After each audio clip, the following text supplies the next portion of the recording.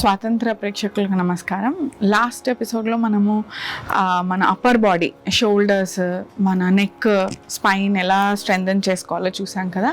అలానే ఇప్పుడు మనము హిప్స్, ఫీట్, థైస్, ఇవన్నీ మన వెయిట్ బేరింగ్ జాయింట్స్ని ఎలా బలపరుచుకోవాలో చూద్దాం ఈసారి. ఫస్ట్ దానికి మనం ఏ పార్ట్కి అయితే మనం వర్క్ చేస్తున్నామో దానికి మనం కంపల్సరీ జాయింట్ రొటేషన్స్ చేసుకోవాలి. కాబట్టి లెగ్స్కి సంబంధించినవి మనం ఏంటి అనేది చూద్దాం. ఇప్పుడు హ్యాండ్స్ హిప్స్ పైన పెట్టుకొని స్లోగా ఇలా టోస్ పైనకి జెంటల్గా ఎగ్జేల్ చేస్తూ కిందకి, అంటే మన ఫింగర్ టిప్స్ని యాక్టివేట్ చేస్తున్నాం అన్నమాట. స్లోగా ఇన్హేల్ చేస్తూ ఎగ్జేల్, ఇన్హేల్ చేసినప్పుడు మనం పాదాల దగ్గర ఒక మంచి స్ట్రెచ్ని ఫీల్ అవుతాము. దానివల్ల మన వెయిట్, మన సయాటికా, ఈ నర్వ్స్ ఏవైతే ఉన్నాయో అవన్నీ స్టిమ్యులేట్ అవుతాయి అన్నమాట. స్లోగా ఇలా ఒక 5 times చేసుకున్నాక రిలాక్స్ చేసి రైట్ లెగ్ని స్లోగా పెట్టుకొని, ఇది మనం వీప్ని ఆనుకొని కూడా చేసుకోవచ్చు. లెగ్ లిఫ్ట్ చేసి స్లోగా రొటేట్ చేసుకోవాలి. And anti clock wise 3 times, clock wise 3 times, anti clock wise.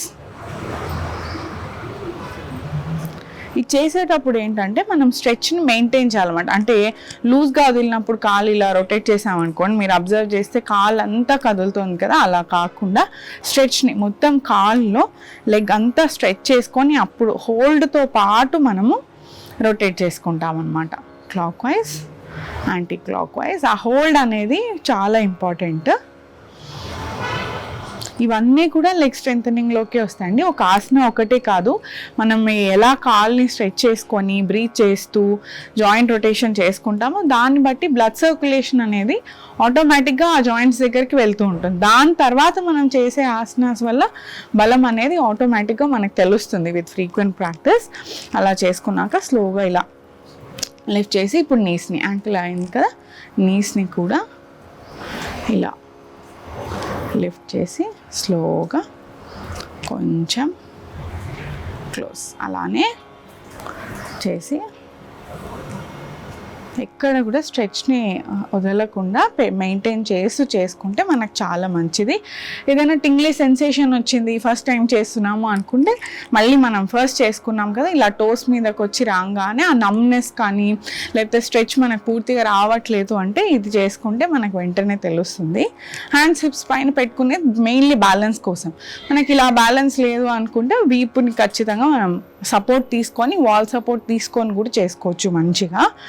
అలానే ఓపెన్ చేసి రైట్ లెగ్ ఓపెన్ చేసి ఇలా స్లోగా సైడ్కి సెంటర్, సైడ్కి సెంటర్, సైడ్ సెంటర్, రిలాక్స్. మళ్ళీ అలానే ఓపెన్ చేసి side centre, open close, open close. స్లోగా రిలాక్స్ చేసి మళ్ళీ టోస్ మీదకి వచ్చి స్లోగా ఎగ్జేల్ చేస్తూ కింద, ఇన్హేల్ చేస్తూ పైకి, ఎగ్జేల్ చేస్తూ కింద, ఇన్హేల్, ఎగ్జేల్.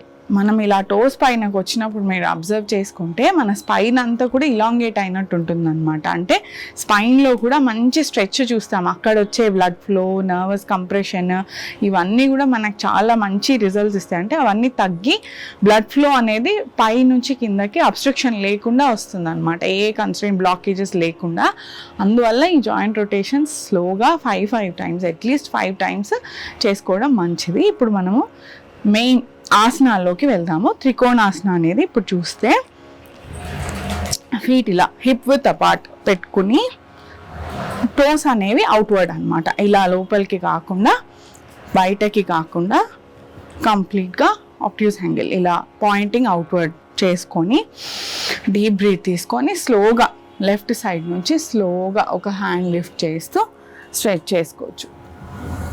ఇలా ఎంత వీలైతే అంత. మనకు ఒక్కొక్కసారి ఫస్ట్ టైం స్ట్రెచ్ చేసే వాళ్ళం ఓన్లీ నీ వరకే రాగలుగుతాము ఆర్ ఇక్కడి వరకే అంటే కూడా దట్ ఈస్ ఓకే అండి.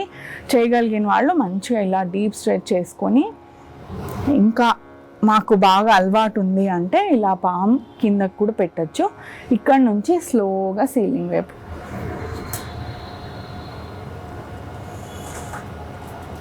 తీసుకొని స్లోగా ఎగ్జేల్ చేస్తూ పైకి, మళ్ళీ ఇన్హేల్ చేసుకొని ఎగ్జేల్ చేస్తూ అలానే ఆపోజిట్ సైడ్ స్లైడ్ చేస్తూ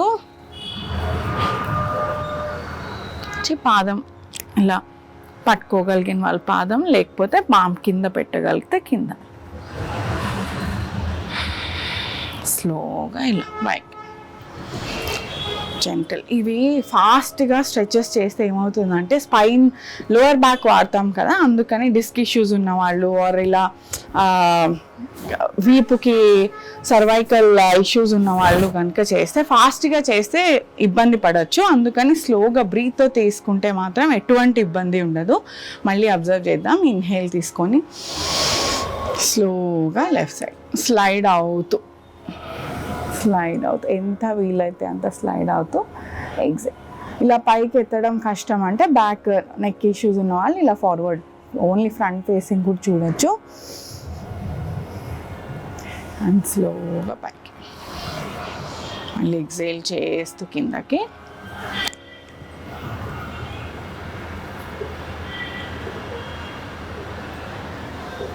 ఇలా పైకి అట్లీస్ట్ 3 times or 5 times ఇలా చేసుకోవచ్చు. ఇన్హేల్ చేస్తూ మీరు అబ్జర్వ్ చేస్తే ఏ హ్యాండ్ అయితే స్ట్రెచ్ చేసామో ఆ హ్యాండ్ని ఇక్కడికి వచ్చాక కూడా మనం కంప్లీట్గా ఇలా ఎవరో మనల్ని లాగుతున్నట్టు పుల్ చేస్తూ వెళ్తామన్నమాట. అండ్ స్లోగా ఎక్సేల్ పెట్టండి. మళ్ళీ ఇక్కడ కూడా హ్యాండ్ స్ట్రెచ్ అనేది కంప్లీట్లీ స్ట్రెచ్ చేస్తూ సీలింగ్ వైపు చూస్తే స్లోగా రిలాక్స్ చేసుకున్నాక మళ్ళీ ఫీట్ దగ్గర పెట్టుకొని ఎక్కడైనా నమ్నెస్ వచ్చిందంటే మళ్ళీ ఇలా ఫీట్ టోస్ పైకి కిందకి పైకి కిందకి ఇలా చేస్తే మీకు సైడ్స్ మన సైడ్ ఫ్యాట్ త్రికోణాసన వల్ల మీరు అబ్జర్వ్ చేస్తుంటేనే మీకు తెలిసిపోతుంది. అవుట్వర్డ్ పెట్టి ఫస్ట్ మన థైస్ని అండ్ కాఫ్ మజిల్స్ని బాగా స్ట్రాంగ్ చేస్తుంది ఇది. ఎందుకంటే మన స్ట్రెచ్లోనే మనం కంప్లీట్లీ ఆ మజిల్ గ్రూప్స్ని వాడతాం, హిప్ మజిల్ గ్రూప్స్ని వాడతాము. సో ఆటోమేటిక్గా రెగ్యులర్ ప్రాక్టీస్లో ఇది ఖచ్చితంగా మీకు రిజల్ట్స్ తెలుస్తాయి. ఇప్పుడు దీంట్లో వేరియేషన్స్ కూడా చూద్దాము. మనం ఇలానే స్లోగా స్లైడ్ అయ్యి హ్యాండ్ ఇలా సైడ్కి పెట్టుకొని ఇలా హ్యాండ్ సైడ్కి ఉన్నప్పుడు సీలింగ్కి అక్కర్లేదు, ఫార్వర్డ్ ఫేసింగే చేసి ఇక్కడ మీరు అబ్జర్వ్ చేస్తే చెస్ట్ ఓపెన్ అవుతుంది అనమాట. అది మనకి చాలా మంచిదండి ఆక్సిజన్కి. స్లోగా పైకి మళ్ళీ స్లోగా వచ్చి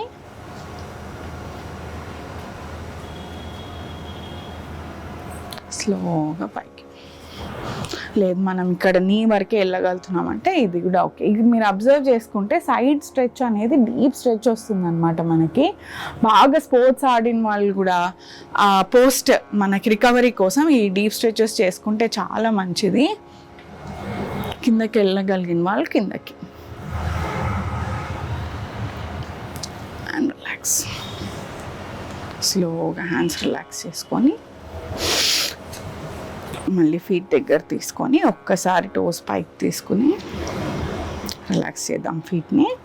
ఎప్పటికప్పుడు మన ఫీట్ని మనం వెయిట్ అంతా సడన్గా ఫీట్ మీదకి వెళ్తుంది కదా, డీప్ వెయిట్. అందుకని ఎప్పటికప్పుడు మనం రిలాక్స్ చేసుకుంటూ ఉంటే ఆటోమేటిక్గా మనం ఎక్కువసేపు హోల్డ్ చేయగలుగుతాం అనమాట. అది ఆసనాస్లో ఒకటి హోల్డ్ చేయగలిగితే మనకి muscle relaxation, nervous relaxation and deep stretches వస్తాయి.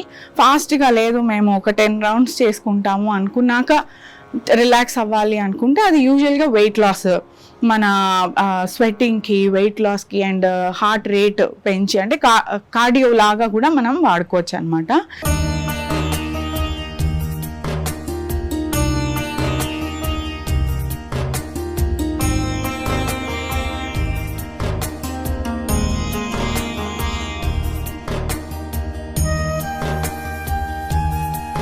స్వతంత్ర భక్తి యూట్యూబ్ ఛానల్ ని సపోర్ట్ చేయండి. మీకు ఈ వీడియో నచ్చితే లైక్ చేయండి, మీ స్నేహితులకు శ్రేయోభిలాషులకు షేర్ చేయండి, మీ అభిప్రాయాలను కామెంట్ చేయండి, సబ్స్క్రైబ్ చేయడం మాత్రం మర్చిపోకండి. స్వతంత్ర భక్తి YouTube channel, please like, share and subscribe.